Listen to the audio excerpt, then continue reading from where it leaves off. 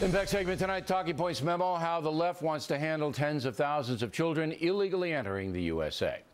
Today, the New York Times, a liberal standard bearer in this country, ran an editorial entitled Innocence at the Border. Basically, the Times saying that the Obama administration should provide massive humanitarian aid for about 50,000 children who have illegally entered the USA since last fall, and the hundreds more who come every single day. Times admits the Obama administration caught by surprise by the border surge, but describes the children and some of their parents as refugees. That's the headline. Liberal America trying to convince us that poor people in Central America, Mexico, and everywhere else are fleeing economic oppression, therefore they are refugees.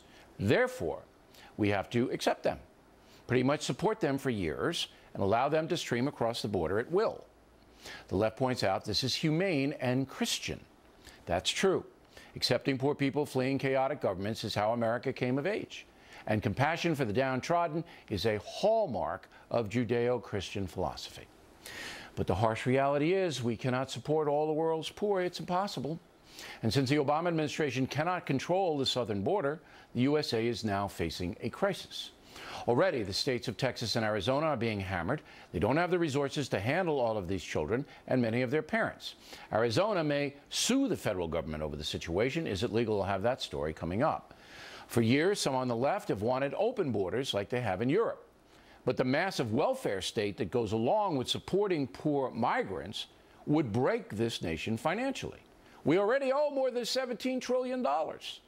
Look, most of these kids and their parents can't speak English, have little education, and few skills. How are they going to compete in our competitive marketplace here? How? The answer is they're not going to compete. And it will take decades for most of them to be self-sufficient. So we are creating an underclass of people totally dependent on American taxpayers who are already under siege from every direction. The immigration crisis could very well damage the entire infrastructure of America. There's no question about it. Now, because I just laid that all out for you, I'm going to be attacked by the left. I will be called all kinds of names. I hate the poor. I'm the devil, whatever. But I'm telling you the truth. In our Judeo-Christian tradition, we are compelled to help the poor. We are. But we cannot destroy the fabric of the nation, granting refugee status to everyone who wants it. There are simply too many in this world who are oppressed. And that's the memo. Now, reaction with us in the studio, Monica Crowley, and from Washington, Kirsten Powers. And you say, Powers? I agree with you. You're the devil, Yeah, and you're wrong. There I go. No, look, I just couldn't. I disagreed with almost every word that came out of your mouth, actually. Well, let's take it step by step. Okay, and I think that if you're going to invoke the Bible, Judeo-Christian standards, there was no but. There was no take in the refugee and care for the poor, but maybe not because it might be too hard for you and it might be too expensive. Well, what if it's impossible, though? What if it's impossible? Okay, so here's another problem with what you said. Okay. It's a false choice when you say we can't take care of the entire world's poor. Correct. Well, no one's asking us to take care of the entire world's poor. This is 50,000 to 70,000 children. We actually can take care of them, and we always have enough money whenever somebody decides that we need to go invade a country in the Middle East. No one ever asks where that money's coming from. But you're going to tell me that we can't afford to pay for 50,000 children? Wait, Powers. More coming every day, all right? This isn't like... Make it 100,000. Are you seriously saying we cannot help take care of those children? Well, you have 12 million in here now. I mean, it's not... But where do you cut it off, Powers? Where do you stop it? We're talking about the children. This segment is about the children. Where do you stop it, Kirsten? I would say every child that comes into this country, we should take care of. Everyone in the world. That's what I would say. All the Chinese. They're not coming in.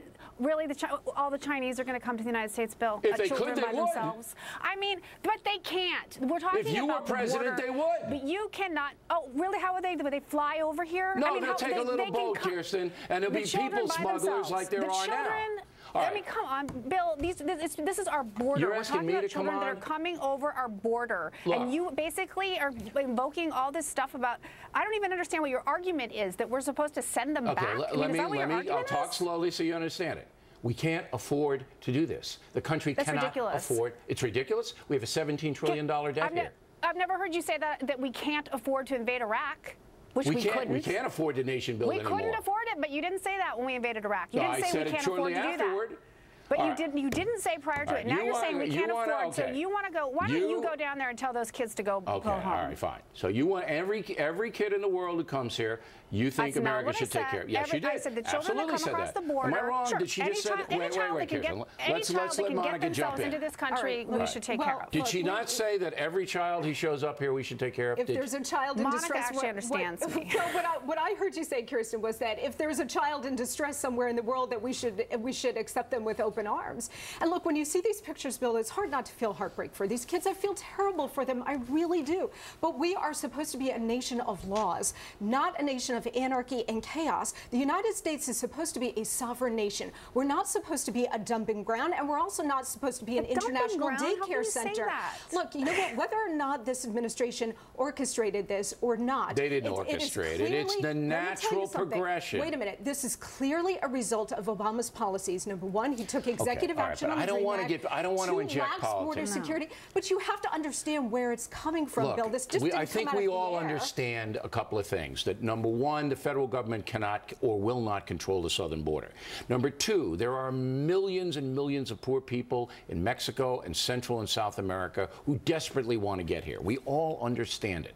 Kirsten believes that every child who is oppressed and poor, we should care for it. I say it's impossible economically to do it. We don't have the resources. It's not true that it's impossible economically to do it. You and I agree on this. We don't have the resources. The immigration system was collapsing before this chaos ensued. Now it's a complete overwhelming of the system where you're going to have absolute chaos. Now let me get back to Kirsten. Kirsten, I want you to deal with reality here.